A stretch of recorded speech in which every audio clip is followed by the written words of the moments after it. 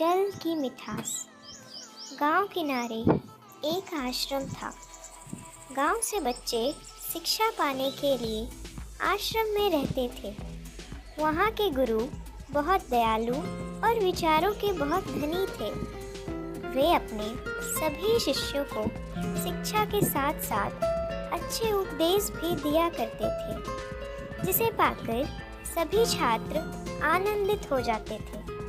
गर्मियों की छुट्टियां चल रही थी। सभी शिष्य छुट्टियों में अपने गांव गए हुए थे। उन दिनों ज़्यादातर लोग पैदल ही यात्रा किया करते थे।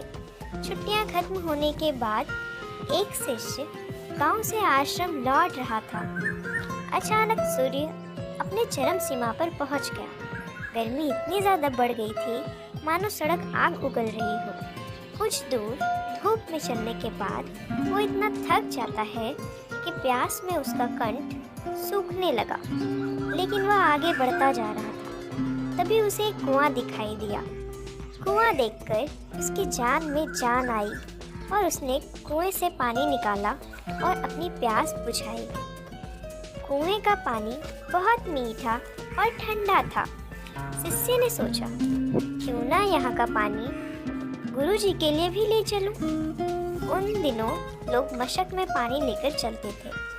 शिष्य ने अपनी मशक भरी और गुरु के आश्रम की ओर चल दिया। कुछ देर बाद वह आश्रम पहुंचा और गुरुजी को प्रणाम करके सारी बातें बताई।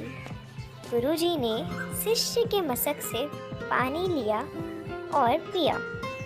फिर उन्होंने शिष्य को अच्छा और मीठा पानी लाने के लिए धन्यवाद दिया।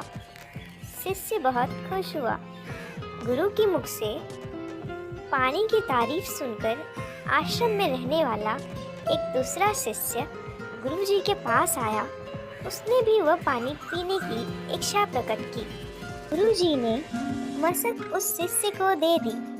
शिष्य ने जैसे ही पानी का घूंट भरा, तुरंत ही पानी का कुल्ला उसके मुख से निकल के बाहर आ गई।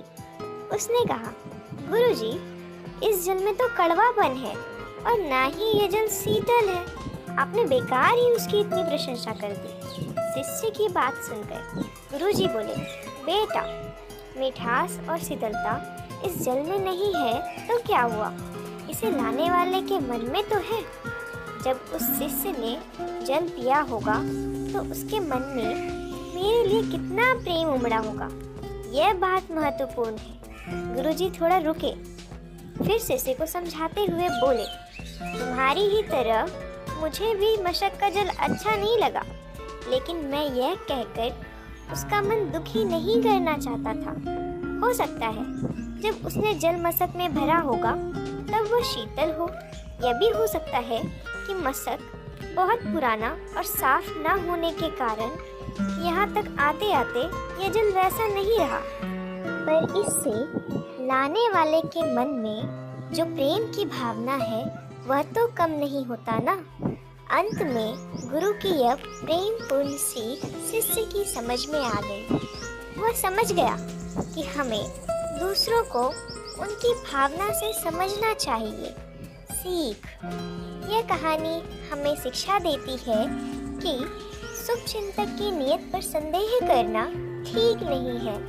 हमें दूसरों की भावना समझकर ही प्रतिक्रिया करनी चाहिए।